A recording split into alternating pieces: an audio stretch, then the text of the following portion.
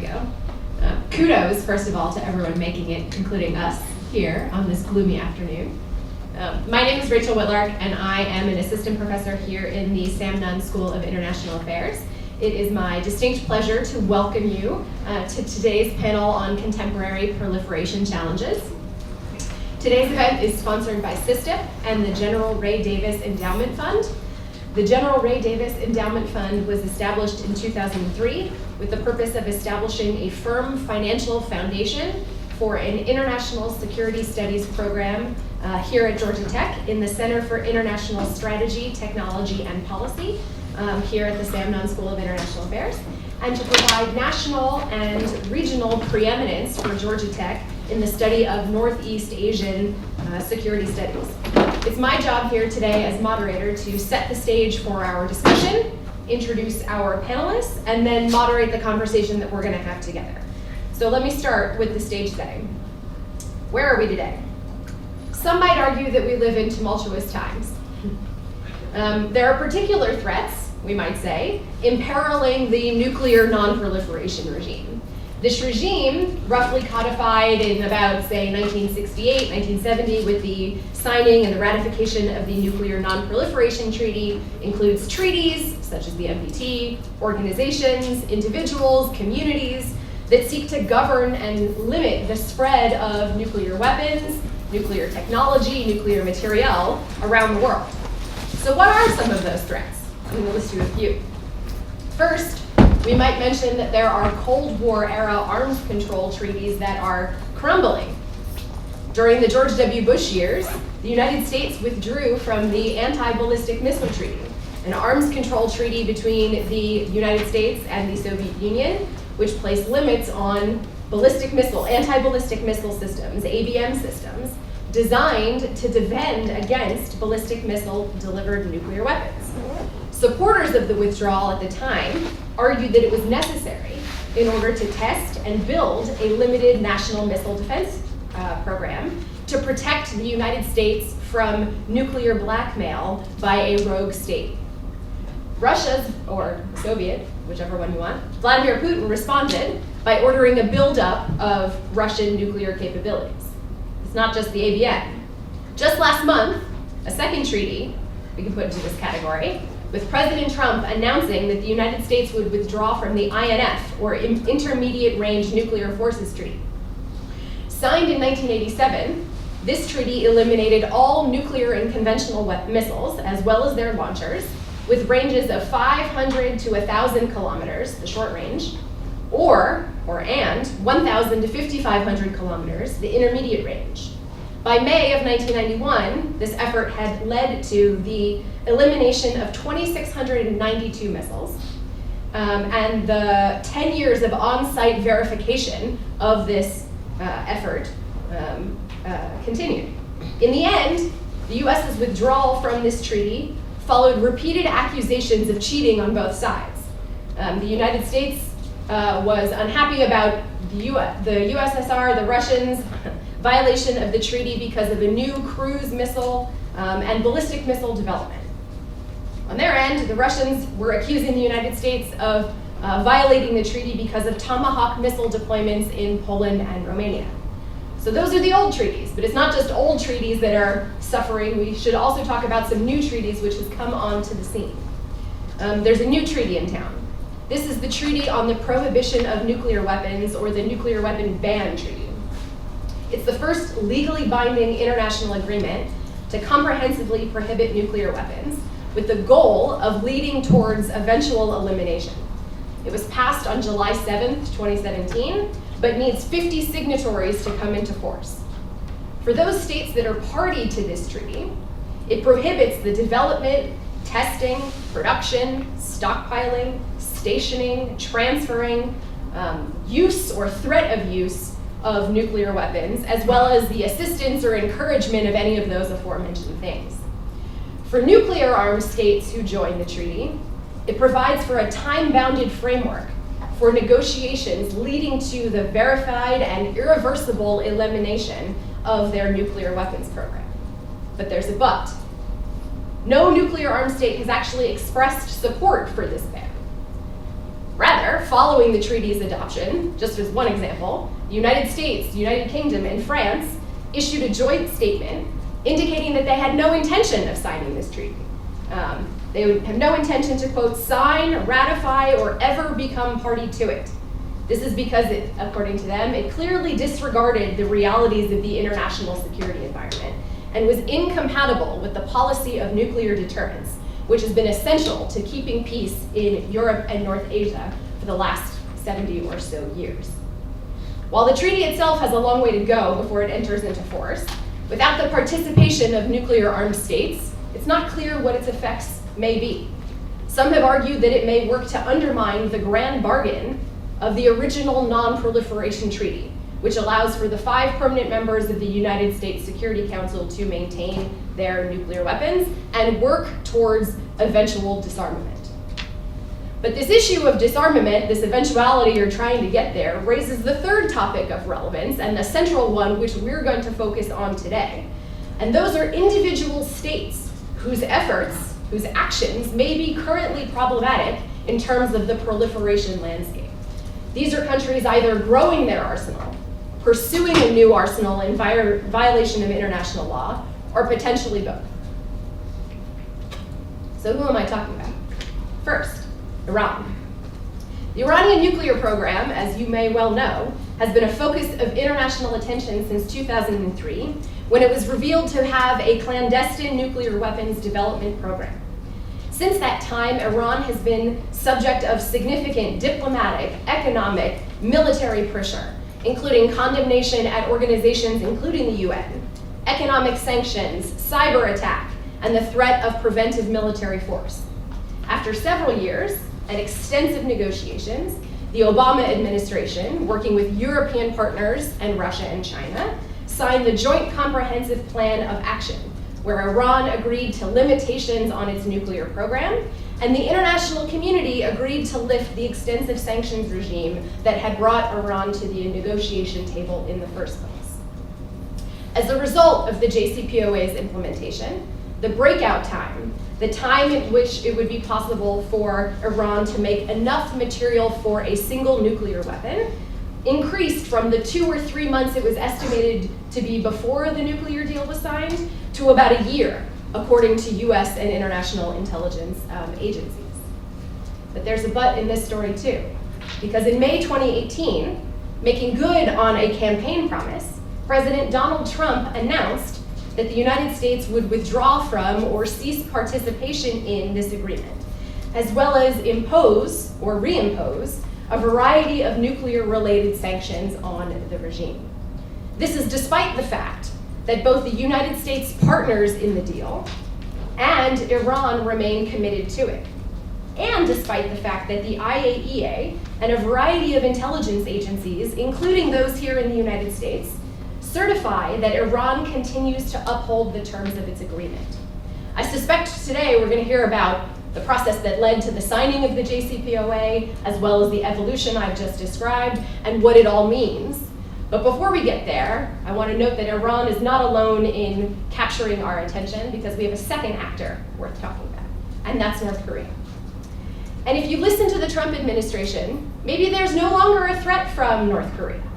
Rather, Kim Jong-un and President Trump fell in love once they were able to ratchet back some of the hatred and vitriol that they were spewing back and forth over the course of the preceding year and a half. If you're a little confused by how we got from point A to point B, I'm right there with you, so you're not alone. But if you'll recall, candidate Trump ran for office pledging to be tough on American adversaries. At times, he stated he would be supportive of efforts like those that would allow South Korea and Japan to develop their own indigenous nuclear weapons programs to counter the North Korean threat.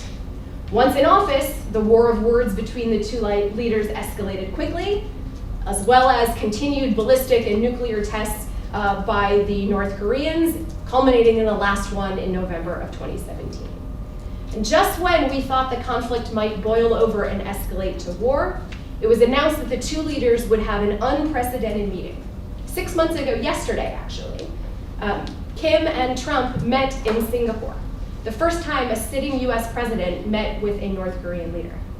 The meeting produced a statement of commitment to establish new relations, plan to have continual meetings, building a lasting peace on the peninsula, working towards complete denuclearization of the peninsula, and the recovery and return of POW and MIA remains from the Korean War. While it's true that the North's missile tests have stopped, there are no real signs that they are abandoning any of their nuclear ballistic capabilities. Perhaps unsurprisingly, and I hope this is something that we're going to talk about today. And yet the president is still claiming victory. This is curious because Trump claims that the North Koreans are disarming and Iran is racing towards the bomb, when in fact, the reality appears that he may have reversed things. Something I hope that we're going to stay tuned to and talk about a little bit more with our speakers, especially because of the complexity of these issues. We are very lucky to have the two people on our stage with me, very well suited to shedding some light and explaining some of these issues to us and helping us think about them into the future. So first, Dr. Elizabeth Sherwood Randall. Dr. Sherwood Randall has served in a variety of key national security and energy roles in the past decade, including as Deputy Secretary at the U.S. Department of Energy from 2014 to 2017. Previously, she served at the White House for 5.5 years, where she was Special Assistant to the President and Senior Director for European Affairs from 2009 to 2013, and White House Coordinator for Defense Policy, countering weapons of mass destruction and arms control from 2013 to 14. In the Clinton administration, she served as Deputy Assistant Secretary of Defense for Russia, Ukraine, and Eurasia.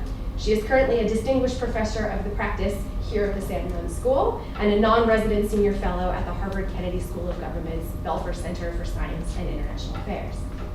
To her left, Lieutenant General In-Bom Chun.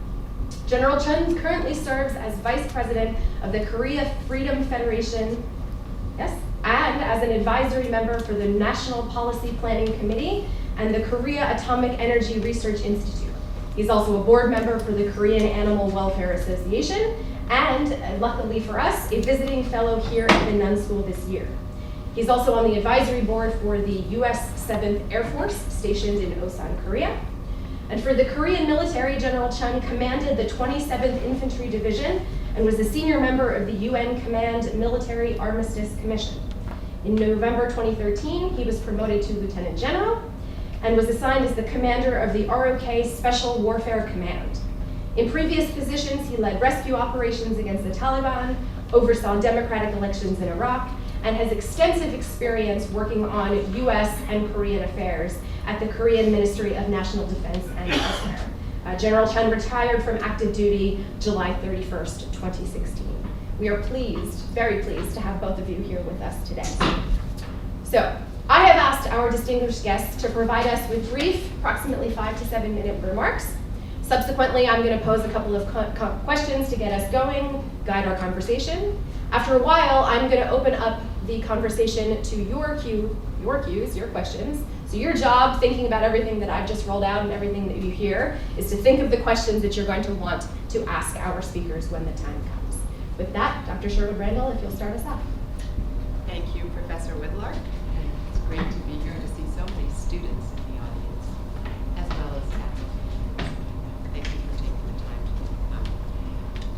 I heard what Professor Whitlark said, and I'm struck by how gloomy the landscape is. So I will begin with something that's not specific to Iran and North Korea, and then I'll talk about Iran and North Korea.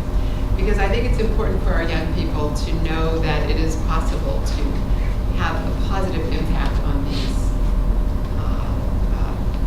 existential threats that we're discussing here, because nuclear weapons are existential threats.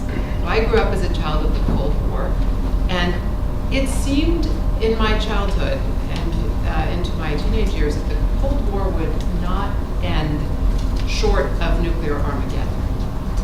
And by the time I reached my late 20s, it began to be clear that something transformational was afoot in the Soviet Union that opened an opportunity for the world to change very dramatically. And in that time, I began working with a team at my alma mater, which was Harvard, where I was an undergraduate, to think about what would be possible to transform the dynamic two Cold War superpowers that were engaged in this nuclear standoff, and to reduce the nuclear tensions that could bring an end to civilization as we knew it. Then, as we were doing that work, what we observed was something that had literally never happened before, which is that a nuclear empire began to come apart. It was literally fissioning. And this was an empire with 30,000 nuclear warheads on its territory. And the fissile material for what we estimate to be 60,000 more. And chemical and biological weapons too. And tens of thousands of scientists. And so the challenge that we were facing as we thought about the consequences of this collapse of the Soviet Union, which ultimately took place at Christmas in 1991, was how to help manage this enormous arsenal in the midst of a revolution. How to help Russia keep control of its weapons and its materials and its know-how, and ultimately how to build down from that Cold War confrontation. So at a university, not unlike this one, a plan was developed to address this problem with great consequence. And we worked to figure out how to translate the ideas in that plan into action. And a very important element of that translation involved working with the person for whom the Nunn School that I now am a faculty member of was named, Senator Nunn. We went to Senator Nunn and his partner Dick Lugar. Senator Nunn was chairman of the Armed Services Committee in the Senate, and Senator Lugar was chairman of the Senate Foreign Relations Committee. And we worked with them to develop a piece of legislation that would give us the tools to actually address this huge challenge. It was called the Soviet Threat Reduction Act, and it became known colloquially as the Nunn-Lugar legislation, that provided both technical and financial assistance to inventory and destroy and dispose of nuclear weapons and chemical weapons and their delivery vehicles in the 4 nuclear successor states to the Soviet Union.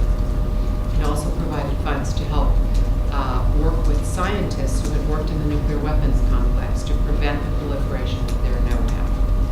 And fast forward, President Clinton was elected in 1992, and Professor Whitlark alluded to my service in the Pentagon. I was asked by the Secretary of Defense to come and lead the effort to persuade these countries to give up their nuclear weapons, the 3 that were designated to be non-nuclear successor states, and the one that was going to be the nuclear successor state, Russia, to put the nuclear materials under safe storage and to reduce its arsenal. And what's important to think about in retrospect is that in 3 short years we actually got something unprecedented done. We persuaded 3 countries to give up their nuclear weapons and to join the Non-Proliferation Treaty. That meant thousands of ICBMs were destroyed, 7,610 warheads were deactivated, 233 strategic bombers that could deliver weapons across the seas to the United States were eliminated. Nuclear test tunnels were sealed, nearly 200 of them. And I just say this as the sort of prologue to what I'll say about Iran and North Korea. Hard things can get done in this space. It's not impossible to achieve our goals, and it's really important to work on them. And so despite our concerns and our frustration right now, I would ask those of you who are beginning your careers to think about how you can make a difference on these issues. Leadership really matters. Bold and creative leadership, determined leadership, well-educated leadership that understands the issues that you can learn about here at Georgia Tech makes a difference.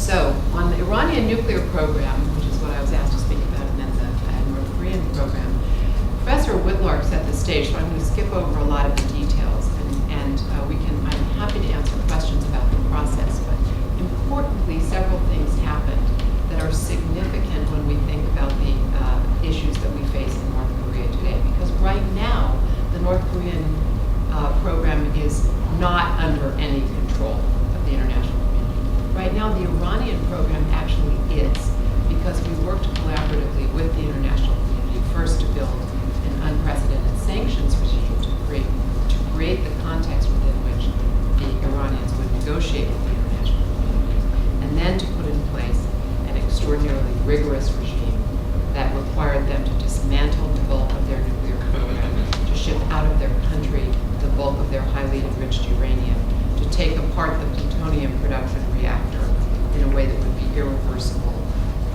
and to most intrusive inspections and monitoring ever established for any arms control regime in history. So that achievement in the case of Iran is now at risk, as Professor Whitlock indicated, because of the decision of the current administration to walk away from the program. And that's important to consider in the context of the North Korean challenge we face, because everything we accomplished in the Iranian case, which put a verifiable and continues to be verified stop to the Iranian nuclear program, will be required for North Korea plus. So in the Iranian case, there were no existing nuclear warheads. Iran had enriched uranium. Iran had the capacity, as you indicated, potentially to break out in a couple of months. When we began the negotiations, we pushed that back to more than a year, and we can talk about why breakout is important in the Q&A as a measuring stick.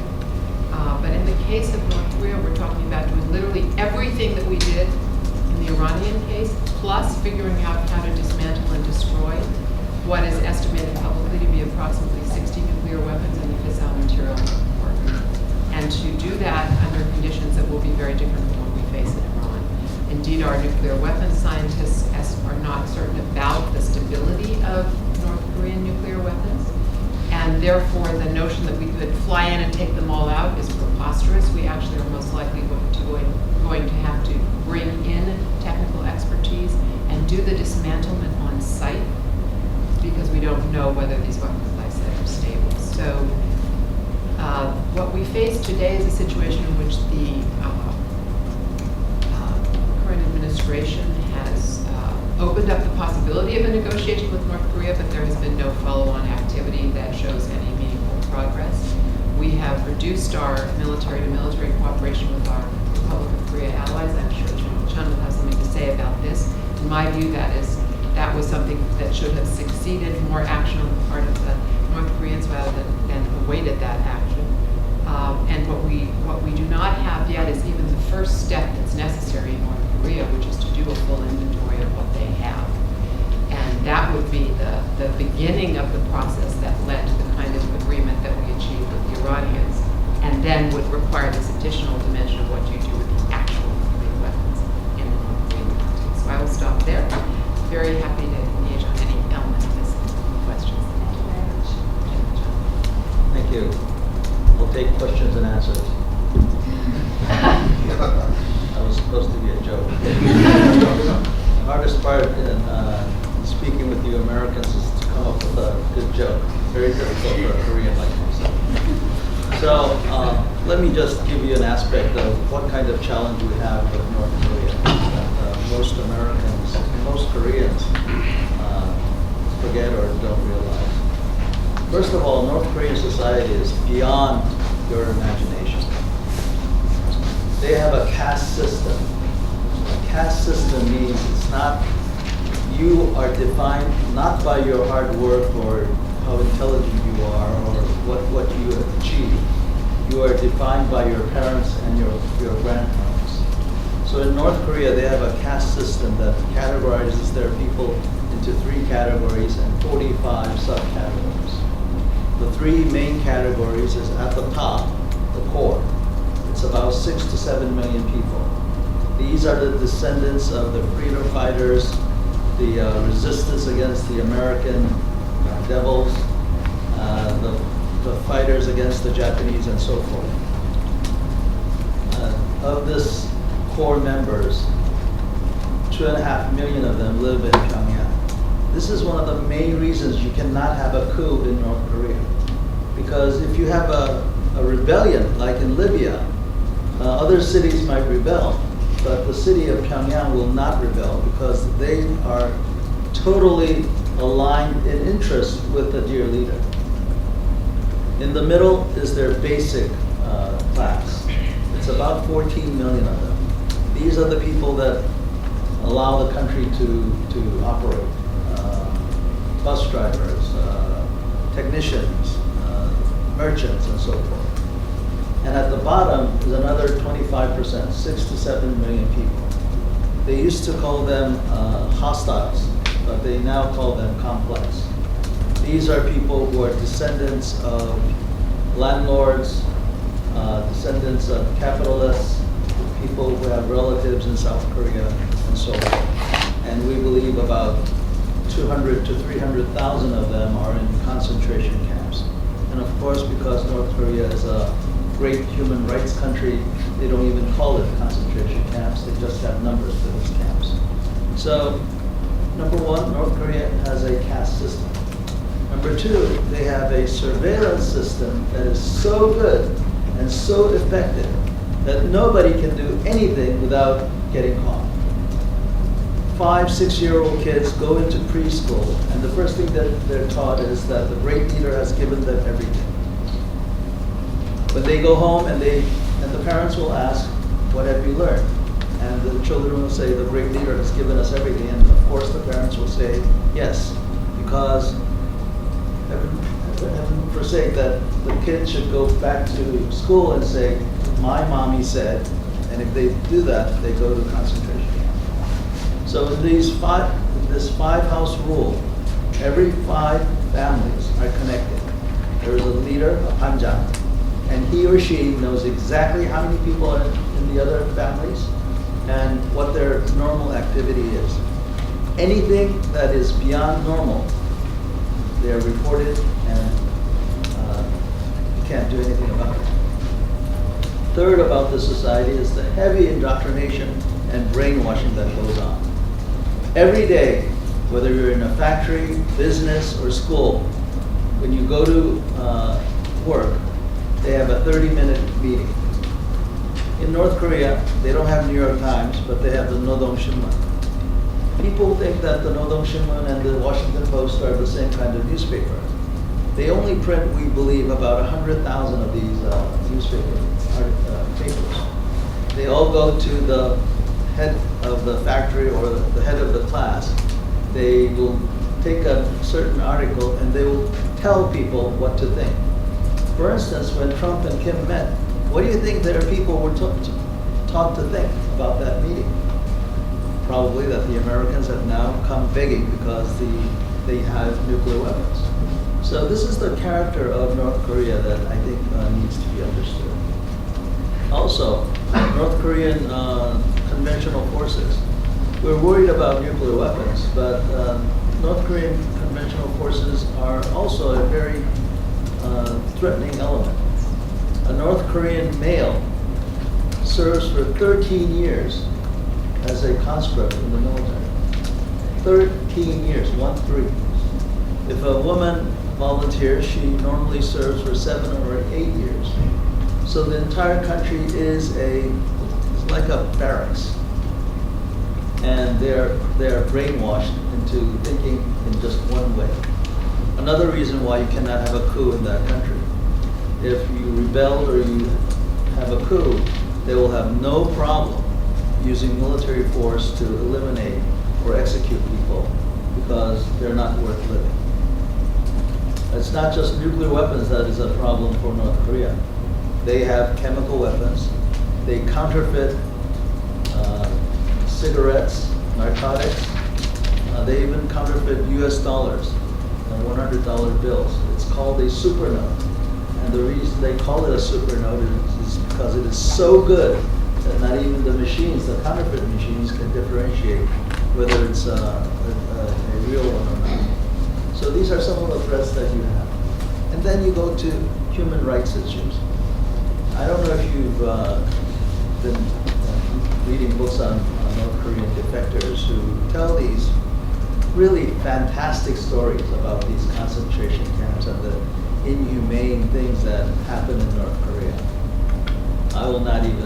I feel uncomfortable as a human being even to relay that. So a lot of people say, even in South Korea, that it can't be true. It must be things that people exaggerate to justify escaping from North Korea.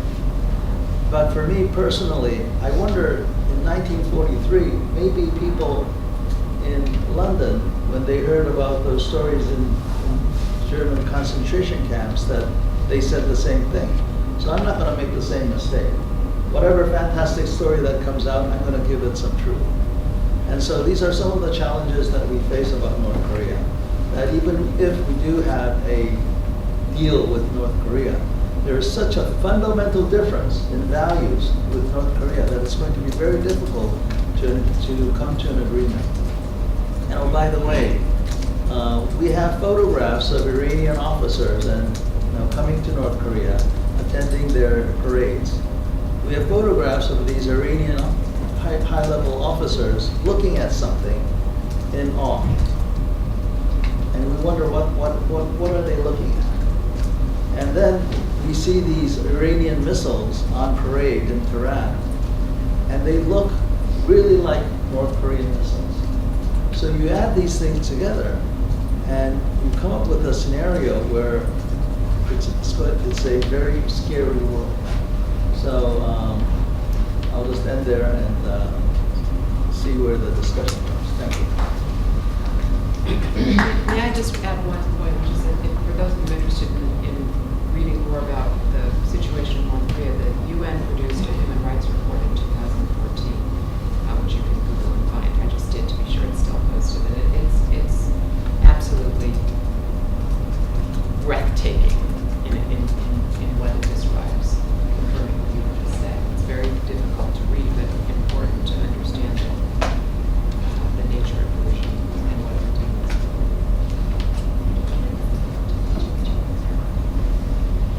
does. Well, when Dr. Sherwood Randall started her remarks, I thought, okay, I'm going to be the only pessimist in the room, but now, given what the general just described, I feel like I'm okay in the pessimist camp. So maybe we're going to vacillate a little bit back and forth here today with some areas of optimism and then some others which are less. Well, let's maybe we should be realists. Well, that is the school from which I hail, so no problems for me.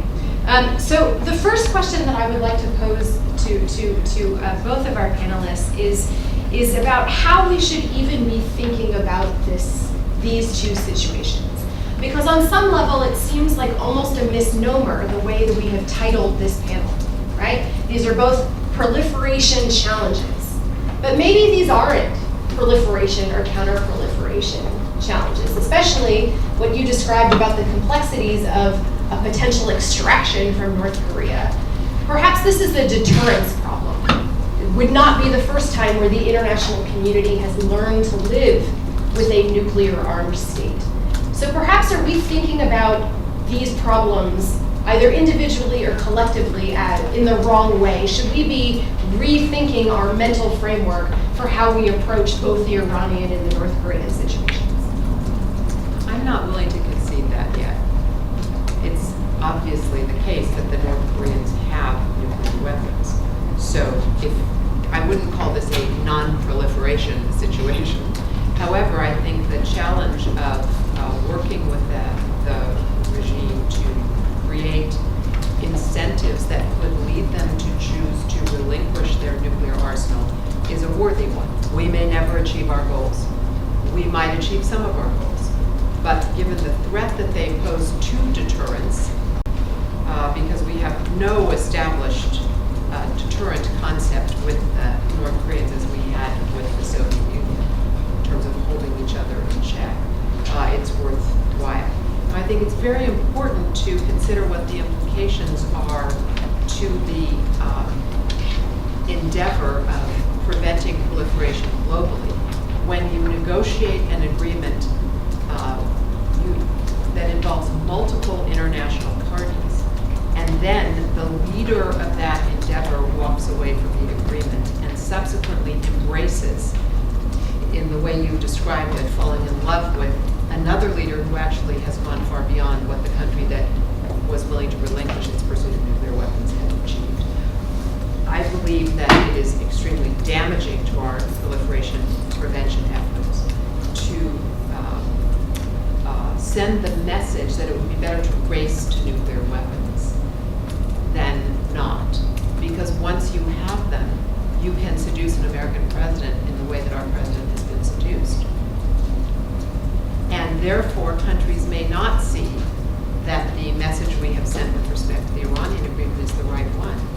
That is, if you are willing to cooperate, you benefit. Right now, what's happened is if you're willing to cooperate, you don't benefit, according to the policy of the United States. Whereas if you continue your developmental programs, which we have growing evidence is what is happening in North Korea, you may be right. That's completely contradictory to the whole concept as you set it forth of the regimes and processes that we have built up over time just to prevent further proliferation and development of nuclear weapons. I think one thing is very clear.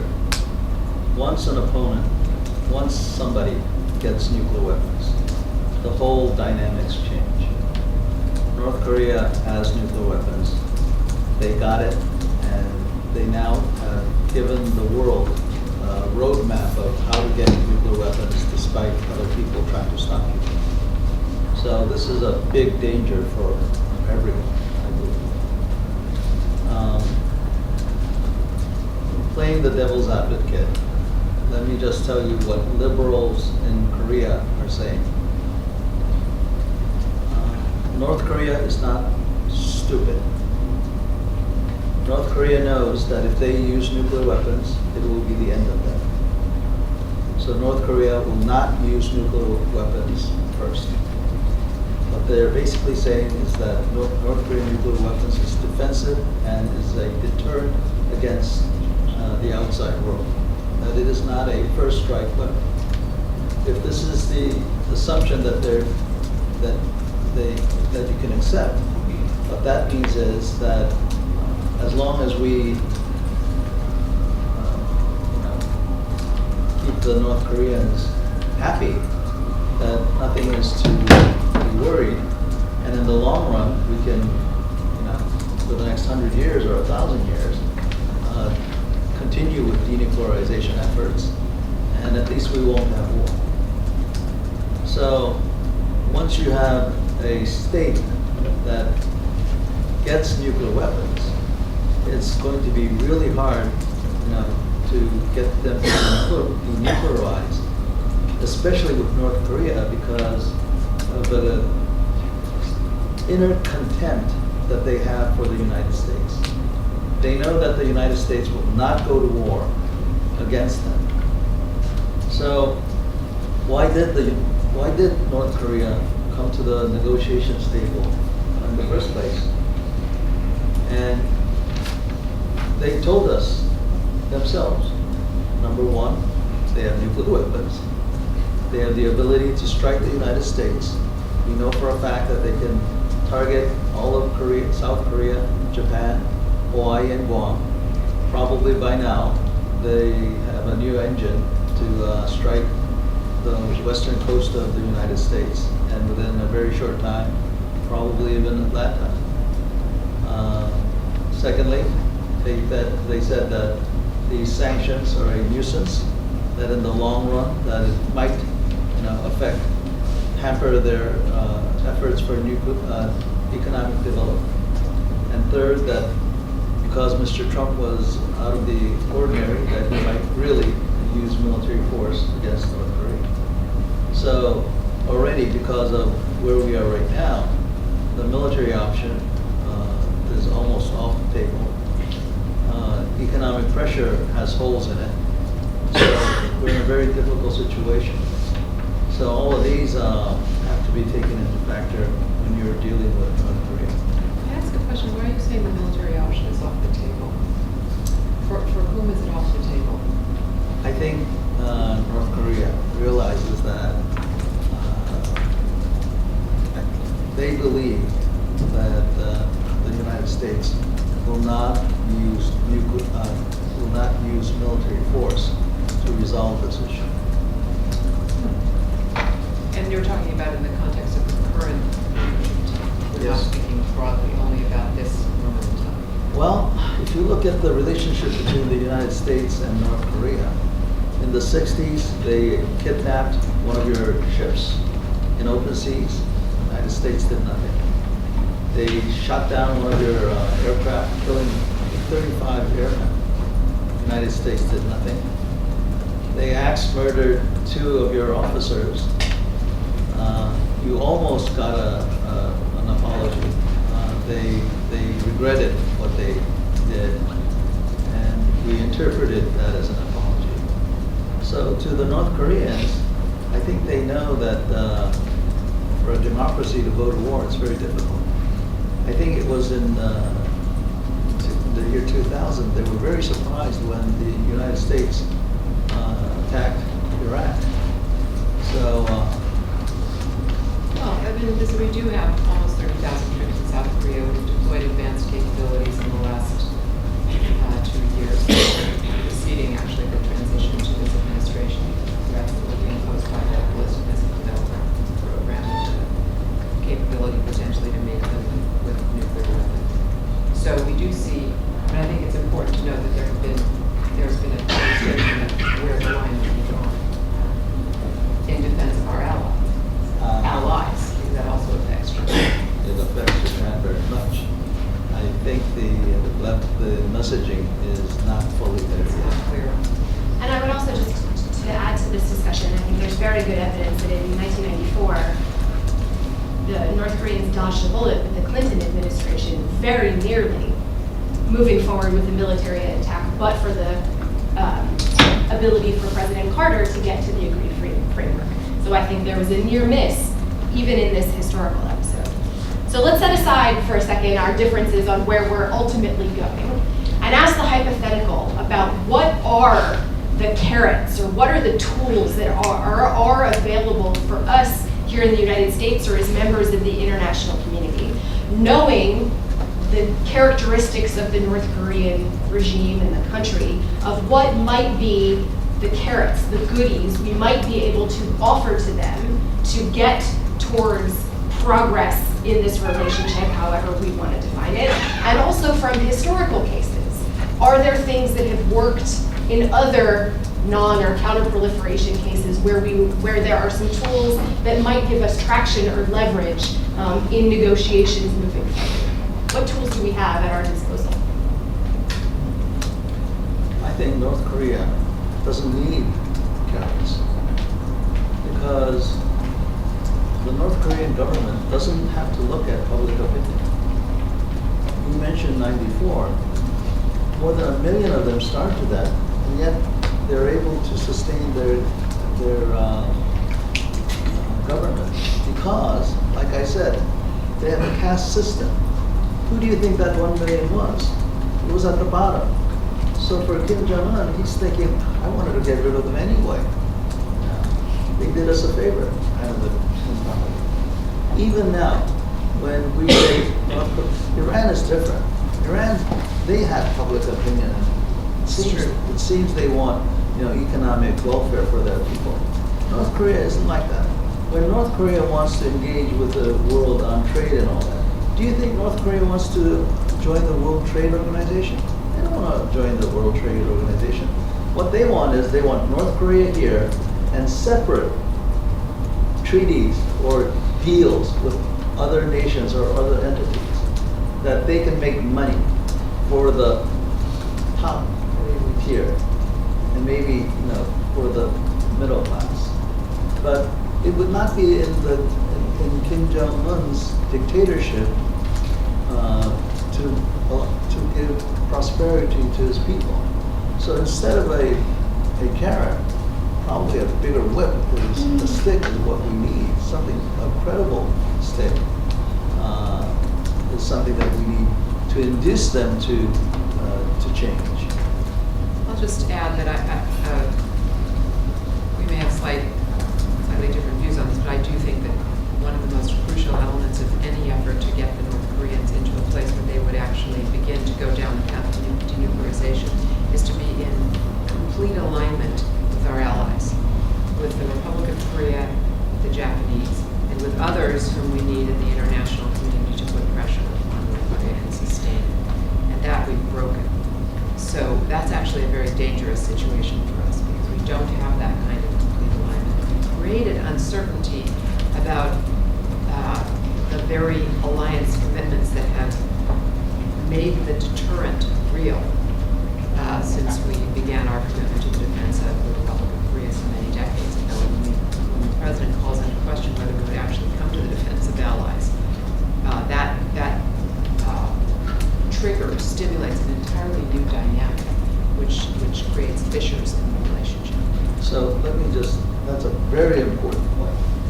Contrary contrast to North Korea, South Korea is driven by public opinion. So last year, when there was so much tension on the Korean Peninsula, I don't think it scared the North Koreans, but it really scared the South Koreans.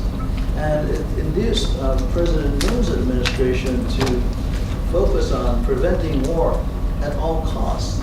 And now we're in a situation where I think the United States really needs to focus on South Korean public opinion, how this will look to the South Koreans, and thereby affecting the whole situation on the Korean Peninsula. Because there is no public opinion in North Korea, but there is public opinion in South Korea.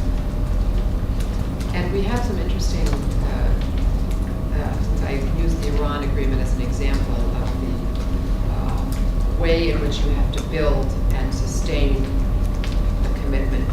I didn't speak about the extent to which domestically in Iran, as you indicated, there is public opinion. And part of the play we were running with the Iranians was we had reformers who were willing to negotiate with us. It was a very difficult process. We did it internally. There was huge resistance from the Iranian Revolutionary Guard Corps, the IRGC. They did not want to go ahead with the agreement. They wanted to retain nuclear weapons. The decision made by the Iranian leadership to go ahead required that there be evident benefits to stay in the agreement.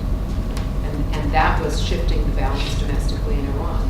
Now that we are walking away, it gives the upper hand to the IRGC again and creates enormous pressure as we begin to impose sanctions on those who continue to fulfill the terms of the Iran agreement.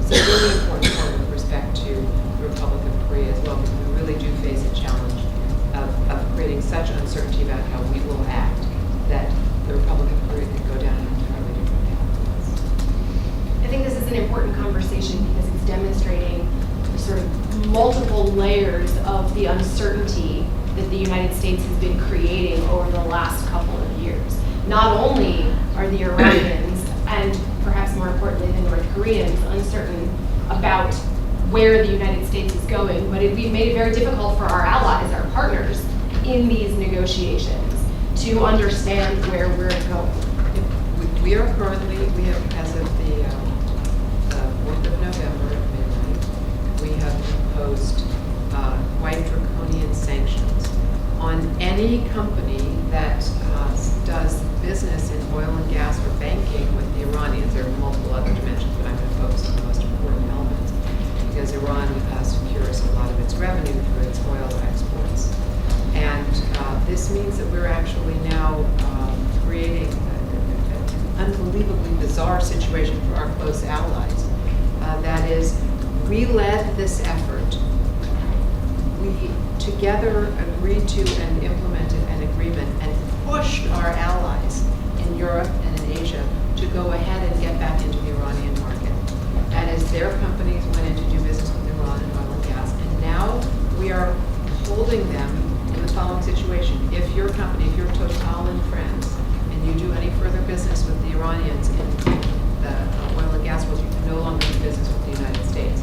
You no longer sell here. We will penalize you for doing so. So it's a completely unprecedented situation for our close allies to be in. To have the United States now essentially attacking them economically for fulfilling an agreement that we led the negotiations to. And up till now, those parties to the JCPOA have remained committed. Have been fulfilling the agreement thoroughly on both sides, as is reported by the International Atomic Energy Agency, which is on the ground doing the verification and monitoring. Let me add something for Americans, because it's important for those who are skeptical of international organizations about whether we can actually have confidence when the IAEA says the Iranians are verifiably fulfilling the terms of the agreement. The United States trains those who go into do that kind of work. We're the country that has the greatest technical expertise in this space. And when you hear that there are verifiers and monitors in a country, whether it was in Russia, for example, monitoring the arms control of Russia, or in the case of the IAEA on the ground in Iran, we do the work to prepare those people to do their jobs. And it's because of the deep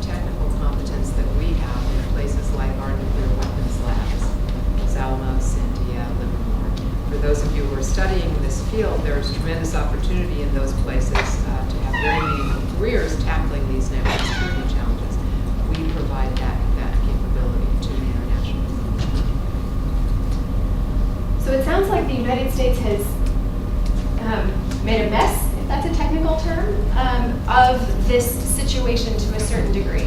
If it is the case that we believe the JCPOA was helping us advance the situation with Iran, increasing the breakout time, getting the allies on the same page to work to limit the advancement of a nuclear weapons program, it sounds like perhaps some of what we've seen recently is steps in the wrong direction. So to what extent do you think this is recoverable? What steps can be taken to sort of undo some of this chaos that we may be making? Specifically with respect to the Iran agreement, there is an endeavor underway by our allies in Europe to try to figure out if there is a workaround to U.S. sanctions. Now, that has other consequences for American leadership in the world, because most likely if it is effective, and thus far that hasn't been successful, it would mean that the whole system that the United States has built since the end of the Second World War, in which we are essentially at the center of the international banking system, and the dollar is the currency that is used in that system, will be circumvented. And so that will likely be to the benefit of those who do not think that the United States should play that leadership role in the world. And you can imagine in your minds who that might be. But much more broadly than with respect to the Iran agreement, the question on the table is whether we can regain our credibility. Are we credible in a negotiation with the North Koreans? Will the United States live up to its word? Would we stick by anything we ask them to do? Or would we reverse course after they've taken hard decisions that cost them significantly? So if you dismantle your plutonium reactor, as the Iranians have done, you can't rebuild that quickly. If you take apart all of the centrifuges in your major enrichment facilities, you can't reconstitute that quickly. So then the question is, would anyone be willing to go down the hard path that we ask them to go down if they believe that we will turn around and reverse course? And I think for the United States, in so many domains, our word is a very precious commodity. It's true if we just think about ourselves as human beings. Your word, your reputation is something that is fragile. And if you act in ways that undermine people's trust and confidence in you, it's very hard to earn it back.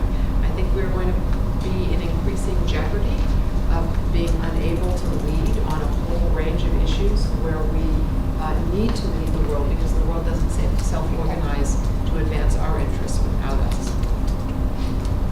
So South Korea relies 15% of its oil on Iran. And the United States did give us an exemption, so our companies can trade with Iran. For a certain period of time. So that's number one. But to your question, so I have no illusions about who I am or what my country is. As individuals, we are all equal people, but as a nation, the United States is a superpower. Korea is we have good gadgets and all, but we're just a nation among nations. We're a great people, but still, we're just a nation among nations. So, but what I want to say is we got here not just because of this U.S. administration, or we're in this situation not because of the liberal Moon administration. We got here because of many years, nearly 70 years of North Korean effort, South Korean administrations, U.S. administrations. All of this led up to the fact that North Korea has nuclear weapons. Now, solving this problem is going to probably take 700 years, who knows? So, for one thing, it's not going to be done in 7 days. Number two, hopefully there will be no war on the Korean Peninsula, because instability is something that we all do not want. So how do we come up with a solution that meets these two very fundamental conditions? That's going to be really tricky. A lot of people want quick answers to this problem, which might be, let's bomb them. Bombing North Korea is not a good answer. I met a Marine gentleman here. Fighting in Asia is not a good idea. Asian way of fighting will drive you crazy. I warn my American friends, if you go into North Korea, it's not going to be like the Middle East. In the Middle East, you're fighting people who believe in a God. If you go into North Korea, you're actually going after the God himself, trying to kill Allah himself, because Kim Jong-un is Allah in North Korea. So it's going to be different. In fact, it's going to be like 1944 or 1945 in Okinawa or Iwo Jima. So, you know, I wore the uniform for 39 years. I've dreaded the thought, but I prepared to do the things that needed to be done, and I have no illusions. But because I have no illusions, I am really skeptical and worried about doing that, especially, you know, right next door to where I live. So it will be a very difficult solution. I would just add one point here, because you said it's going to take 700 years. And there's actually work that's been done to estimate, based on what we know that North Korea has, how long it would take. And when President Trump said we could get this done by the end of the year, it was laughable. It probably would take a decade under the best of circumstances if everything goes well without any hiccups or cheating, which is what the North Koreans did last time. It would be enormously hard, as I was saying in my introductory remarks. But it's feasible if we put a regime getting it done in place that has the support of the international community. We clearly need our Republican Korean allies on side. We clearly need the Chinese on side. We couldn't conceivably get this done without the Chinese being fully supporting. And so this requires us to be collaborating with the international community, not going it alone. Okay, we have a lot on the table from what we've discussed so far. There are also many facets of these conversations which we haven't fully unpacked or even raised. So I'm hoping that our audience is going to bring some important things to the floor. I commend you to be short and succinct in your comments in the hopes that we can get as many in as possible. And can people please say who they are? Yes. Ask their questions. Please introduce yourselves to us. Larry Taylor, retired Marine Corps. If the liberal view in South Korea is correct, that they would never use nuclear weapons, isn't it also true from North Korean perspective that, given the example of Ukraine, they would also never give them up, no matter what they agree to? Yeah, no, I agree. So when I retired, the most difficult thing for me to get back to normal society is finding a good barber, right? And my barber, I finally found him. He's 70 years old. He's been a barber for 50 years. So I asked Mr. Kim, the barber, Mr. Kim, do you think North Korea would denuclearize? And he said, no. Why not? The only thing North Korea has is nuclear weapons. And why would they denuclearize? So if my 70-year-old barber knows that, I think there should be no illusion about North Korea getting rid of nuclear weapons. So I think one of these days we need to really ask Kim Jong-un, so how many nuclear weapons do you need? I mean, it would be crazy for him to want 60 nuclear weapons or 150. I think he has 150, but because it costs a lot of money to maintain that many nuclear weapons. So we should ask him how many he really wants. If he says 10, who knows? Maybe we can strike a deal. I think the Ukrainian example is an interesting one. We could talk more about it, but I think that the lessons that I described of doing unprecedented things also suggest to us that we shouldn't necessarily conclude it as impossible, and that there can be a context established for a country to do something that seems like they would never do it. And because of the importance of going down this path, just as John has just said, even if you didn't get all the way there, let's imagine you could get to a much lower number and no more fissile material production and no more export of fissile materials and no more export of ballistic missile technologies. We're talking about collaboration with Iran. I mean, there are a lot of things that you could be aiming for that could create greater stability without going to zero. I'm not saying my objective couldn't be zero and it should be zero, but we shouldn't say we could never achieve anything and therefore not try it at all. Great. And we have another microphone in the other side of the room, so please, with your question. I'm Clayton Sparrow, physics grad, Georgia Tech, 1968, but I seem to be a corporate lawyer in Atlanta. It seems to me. Physicists have the best brains, don't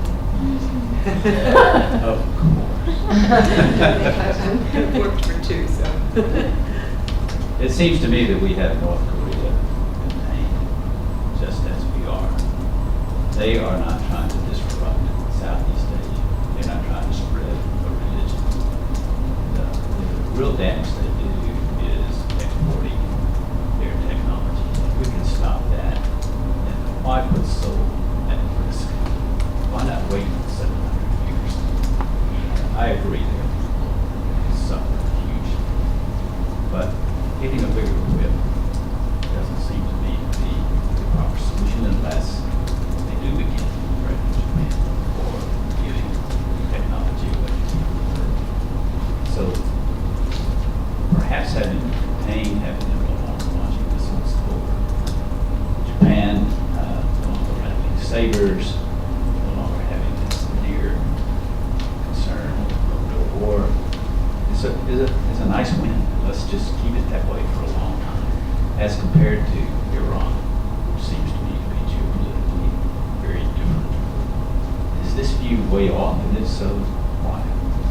They have been threatening their allies in the region, and indeed, as John said, they also have been developing capabilities that could directly threaten the homeland. And that's one of the things that's a misnomer, I think, about the way the testing was described publicly. The testing that took place in the last 6 or 7 years was described as provocations. Actually, it was developmental. That is, they were testing and they were getting data from their tests that allowed them to improve their capabilities to threaten our allies. And so I think you'd have to put back in the box some of the destabilizing behavior that really creates risk. And that's why the notion of thinking about what would be a level of capability that would not create existential risk is important. That said, you put an important point on the table, what is it worth to try to get them to give this up? Is it worth going to war? You know, you mentioned about carrots that we can give the North Koreans. There's the other side where the North Koreans have carrots for us. And what they're dangling is what you just said. They're dropping little notions that they will not proliferate to the Middle East. We know that they sell commercial weapons. It's hard now, but they used to. We know they gave technology to Syria. We know they have cooperation with Iran, but they're saying they're willing to stop all of that. They're also saying they're willing to stop testing as of this moment, which means they will not have a proven capability for an intercontinental ballistic missile. They'll have to do at least 3 to 5 tests, but they're saying they won't do that. That's one of the reasons that we're so adamant about satellite launches that they're proposing to do, because that's the same technology as ICBM. So they're dangling these carrots at us, and the compromise is exactly what you said. So the hardliners in South Korea and in the United States are saying, well, you know, if you allow this country, what about the many other countries? It could start a domino effect and all that. That aside, what you are saying is something that I'm hearing more and more. Not only here, but in Washington, as well as a lot of the liberals. And it's not just the liberals. Your everyday, you call them Joe Sixpack, we call them Kim So-bang in South Korea. For them, peace for that cost is reasonable. So that option is very, very lucrative or interesting to a lot of people. That can also lead you down the path of how we ended up in the Second World War. Very true. So a guy like me, you know, I weapons too, which is a bad idea, but, you know. Well, so that's a whole other proliferation Yeah, scenario. that is. We haven't even touched on that, Rachel, but it's, there's a concept among those of us who think about proliferation challenges called the nuclear cascade effect, which is the possibility that if one country in a region develops nuclear weapons, that others around it will feel so threatened by that they too will develop nuclear weapons that could have a nuclear cascade, so that this has been most prominently discussed in the Middle Eastern context. Would the Saudi Arabians get a nuclear weapon? Will the Turks then? Will others in the region? Or it could be the Turks first and then the Saudis and others. This was particularly prominent during the period in which we worried about the Iranians developing a nuclear weapon and the concerns that the Saudis and the Turks and others might. But we could find ourselves, if we destabilize the relationship further with our South Korean allies, that the South Koreans should say, you pulled nuclear weapons out of Korea, you've provided us with extended deterrence, but now we don't believe you'll actually do it, and we need our own deterrent. So, And there is discussion about that in Korea. yeah, so if you look at public polling, 60% of South Koreans want their own nuclear weapons. And I think it's basically because of they're ignorant of what the real cost would be, not just money. Yes, I mean, talk about short-range ballistic missiles. The average flight time for a North Korean ballistic missile to South Korea is 3 minutes and 30 seconds. That means the duty officer, when he sees the light blink, he's not going to be calling the president. He's going to have to push the button. It would be so dangerous that the whole place would be too dangerous to live in. And I've been talking to my Japanese friends, and it's amazing that Japan, which has all the material and capability to have nuclear weapons, less than 10% of their people want nuclear weapons. So a nuclear cascade, I think, is something that will not be happening in Northeast Asia. Well, As long as we have Americans on our As soil. long as there is confidence in the American extended deterrent. So we will, by having a nuclear armed North Korea, I think it will extend the welcome and stationing of U.S. forces on Korean soil as well as Japan. And I think there's also an additional proliferation cascade-like concern, which is that we have 2 NPT members, at least for North Korea while they were initially doing their development, who were able to build extensive nuclear programs with nuclear weapons elements or actual nuclear weapons while members or during their membership before they left the treaty. So I think there's also some concern about what these situations might mean for the future of the regime. Are you speaking about India and Pakistan? Or what are you alluding to? Well, to the extent that Iran was a non-proliferation member and was building a nuclear weapons program, that's in contravention of its membership. Violation of its commitments. Absolutely. Same for North Korea before it withdrew, right? So, and I think there's a number of other countries that we could talk about that challenge the regime. So I have a question. I was just listening to this interview with David Sadner yesterday in the New York Times, and he was talking about, and I think I think the report came out by CSIS about all these, new satellite images of like the 16 ballistic missile bases in North Korea. And so what I found really interesting was that he saw from, open source, satellite imagery. And so he went to his friends at the State Department and the Pentagon and wanted to talk about it. And they said, well, we can't talk about it with you because our knowledge of these bases comes from, classified sources, classified satellite images or whatever. And so there was no discussion about it, because they said it's classified, we can't talk about it. So I was just curious what you think. How do you think the administration is going to respond to this? Because this is, this just completely goes against, right, Trump's whole claims of how it's all been solved and North Korea is adhering to the terms of whatever vague agreement they actually came up with. So I was just kind of curious how you thought this was going to play out. I believe you can Google what the president said.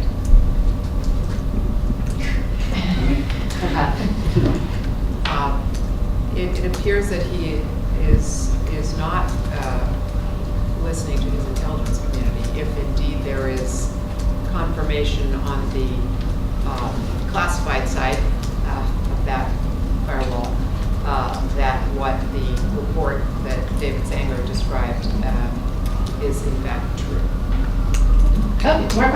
Yeah, no. The CSIS report is misleading. Okay. That base, we knew about that for a zillion years. Okay? We don't know if it's nuclear or if it's chemical or if it's just another missile base. It's comparable to any South Korean missile base that we have. Okay? Now, the thing is, the North Koreans need to declare that it is either a nuclear base or it is not a nuclear base. In which case, we would like to go and see if there is nuclear weapons or not, right? That's how it should have done. But when the article came out, what was confusing was that your White House said, well, we need to get rid of those as well, which is, it seems the White House people did not realize that we knew about it for a long time, number one. Number two, I was really shocked at how your media used this to attack Trump and to make him look stupid and to use this politically at the price of Koreans living there. And the fact of the matter is, it's just a base that we know about. We don't know if it's nuclear. We don't know if it's not.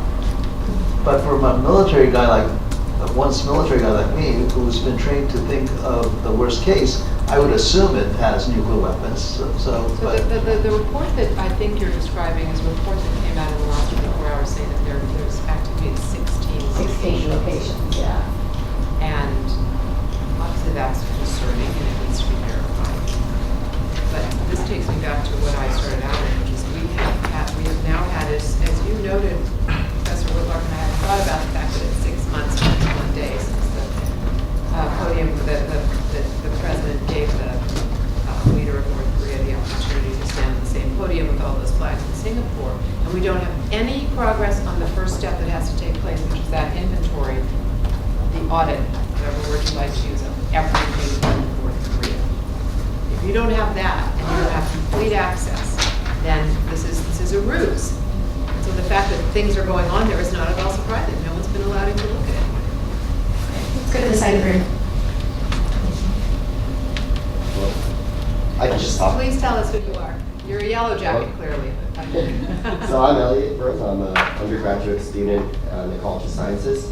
And What even- year are you going to? What? What year? Oh, I am a senior.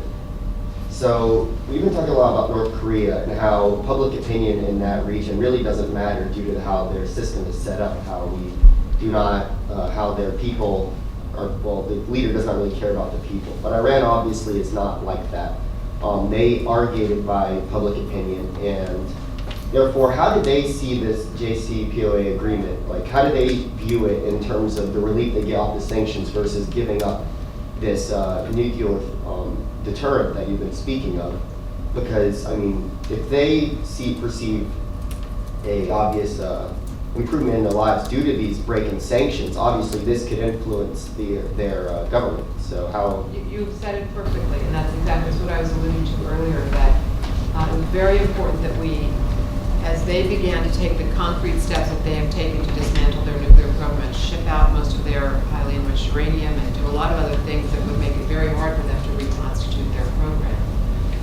We had to begin the unleashing of the assets that had been held in escrow, basically, which they couldn't access for all the years of the sanctions being in place, and then also begin the commercial relationships that would show the Iranian people that they were being given a chance to be connected to the larger world. This is especially important to a younger generation of Iranians who have access to social media, who see what's going on elsewhere, and have expressed themselves as being interested in being connected to those opportunities, because there's a big crisis in terms of what jobs these young Iranians would have. So the whole concept of this agreement is it would create growing incentives to stay in the agreement as it was fully implemented and the implementation was sustained, and as opportunities were growing for the Iranian people, and over time potentially that could have shifted the dynamic inside of Iran away from the mullahs and toward a more democratic society.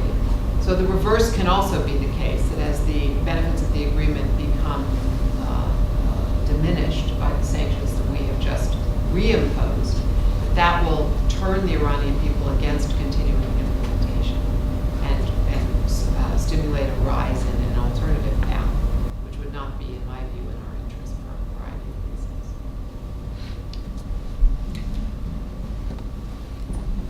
Hi, my name is Hyuk Kim. I'm a PhD student of the Samnan School of International Affairs.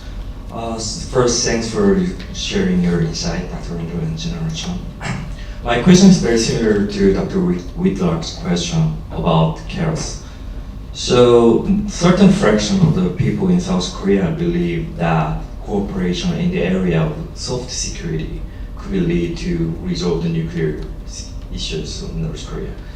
So, but as we know, North Korea's definition of denuclearization and reunification issue was, they defined it as a hard security issues for like several decades. It never has been changed. So if you only look at these issues in the framework of hard security issues, then what could be the cost that we two alliance should pay for in exchange for North Korea's denuclearization? Security-wise, I don't think we should ever weaken our security status or defense or military status. Now, there's a lot of debate about the recent military agreement that we made with North Korea. I agree that we degraded some ability that the South Koreans had, but the North Koreans degraded some of their capability as well. But the price, but the benefit of that is that we now have a better hope for moving on. The real question is whether the North Koreans are going to keep their promises. So we just eliminated 11 outposts each within the DMZ, and they're doing all this stuff, but we still have to see. But again, because of the long period that it will take for a peace regime to be fully established on the Korean Peninsula, we need a really stronger military and defensive capability even before all this began. May I ask you a question, General Chun? May I exercise that prerogative? Of course.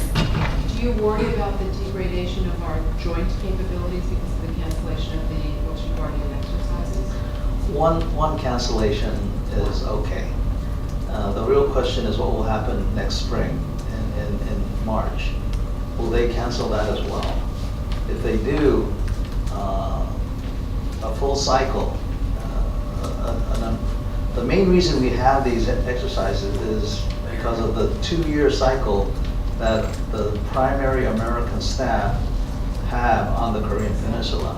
So missing one is acceptable, but if you miss 2, that means this guy or gal has lost his or her ability to actually do his job on a theater level. That's not going to be From a training wise. perspective, you've come in from something completely different. We have some military members here, and you haven't had any chance to exercise with your Korean counterparts. So we did this before, in the 90s, once before. So we're doing it a second time, but we should not sustain it like this unless we see some advances. I'm Elliot. I'm a grad student in material science. I have a pretty broad question.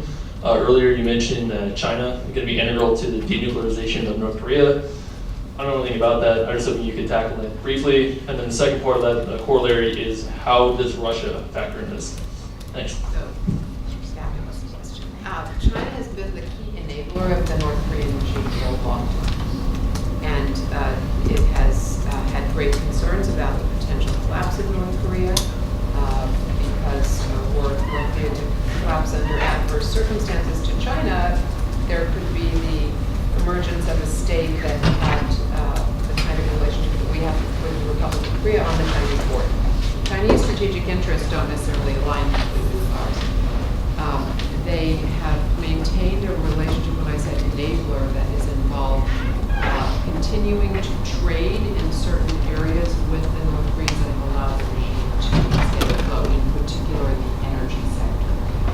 And so source of continuing challenge as we've sought to raise the pressure on the North Korean regime to stop its testing, for example, and to come to the negotiating table in a meaningful way. And so long as the North Koreans have an out through China, that's to stay afloat financially, that has reduced the pressure. So for this complex set of reasons involving China, if we're in a situation that we're pursuing negotiation, the Chinese aren't supporting it, they can actually be a spoiler in a variety of ways. Second, and then I'm sure I'll have more to add. Well, I'll stop on China, then we'll come back to Russia. Okay, what do the Chinese want on the Korean Peninsula? They want to be able to influence what happens on the Korean Peninsula. And as my colleague here has said, they don't want a country that is hostile to them. What is interesting is what the North Koreans are openly saying these days. They're saying the American foxes have been, that's what they call me, the American foxes have been our enemies for the past 100 years, but the Chinese have been our enemies for thousands of years. Yes. And they're dangling another carrot, which is an alliance with the United States, which is a really juicy steak here, because what they're offering is a dagger in the throat of the Chinese. So we've always thought that the relationship between the United States and South Korea and the relationship between the Chinese and the North Koreans were the same. It seems it's not. The South Koreans and the United States have an alliance, whilst the North and the Chinese do not. Kim Jong-un visited China 3 times. So the first time he went was right after the Olympics, and it was just to say, for the past 5 years, he had very bad relations with China. So I think he wanted to mend old bad feelings. He was served a $100,000 bottle of wine. The second time he went, I think he went to tell Xi, this is what I'm going to talk to the American president about. This is what I've talked to the Korean president about. The third time he went to Xi, I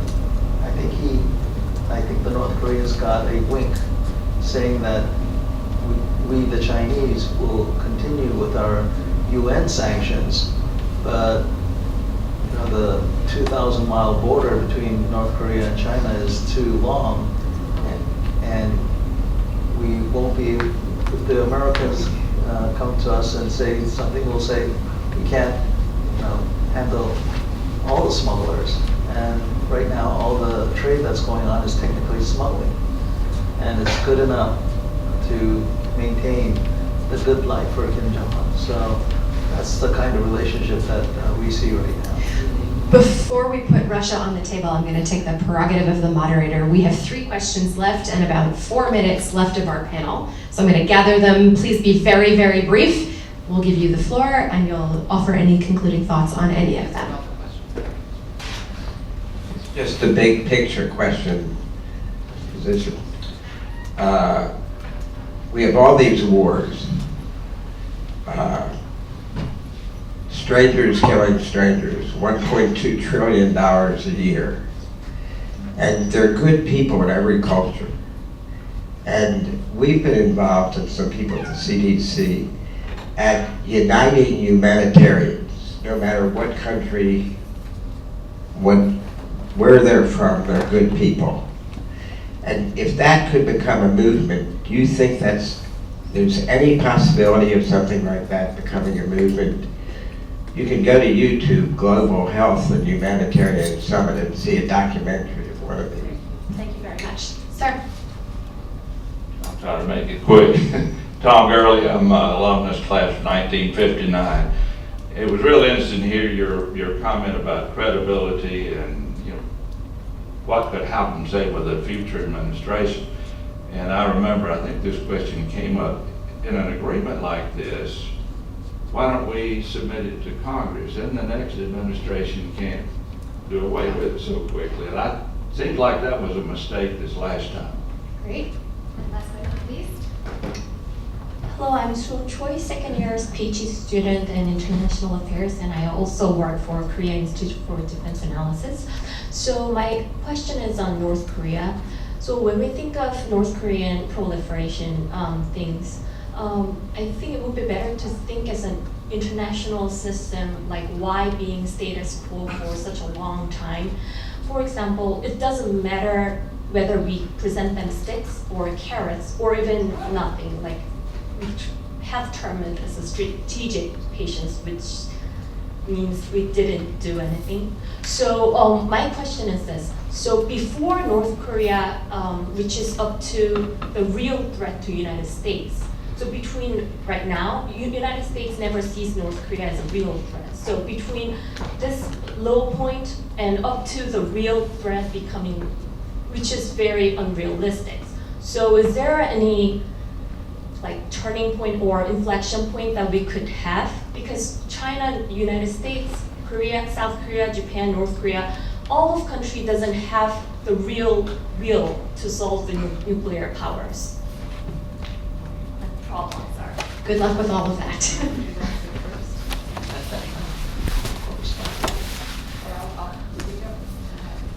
So, I didn't fully understand your statement question, but the biggest problem we have is we just can't trust each other. So, to be fair to the North Koreans, they can say that the Americans did not keep their promise, which is partially true. Promises were made that were not kept or were delayed. They can criticize that the South Korean government was belligerent to them, which is true. Some people say that North Korea has always kept their promises, which is, I don't know why they say that, but a lot of people think of it that way. So there's a fundamental lack of trust between the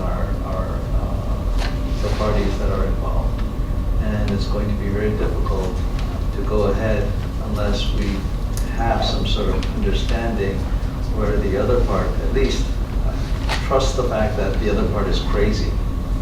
That if we don't have an agreement, the next step is war, which I am sure not even the North Koreans want. So that's something that we need to think about. So, like Tom said, credibility is the biggest problem that we have here, and peace at all costs.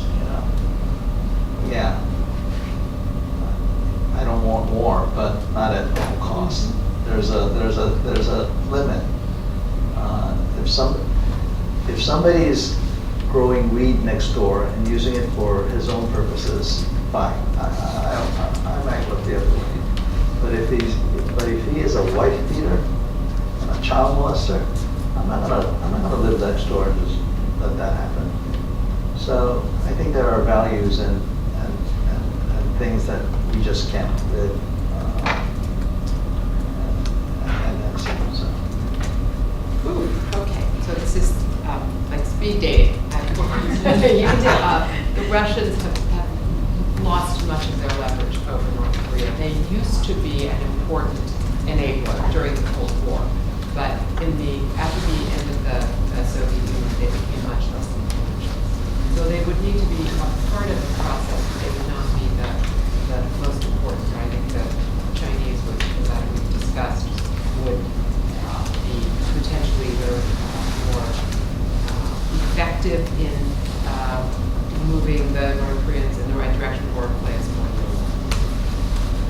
On the issue of people-to-people cooperation, I believe that every effort we make to create bonds and bridges across the big divides we face in this world are worthwhile. And it's especially meaningful when professionals come together with shared perspectives on difficult problems. You mentioned the CDC when it's about infectious disease, for example, and work to find ways to advance our shared goals as human beings. So I fully embrace that that we should do more of that work across big chasms.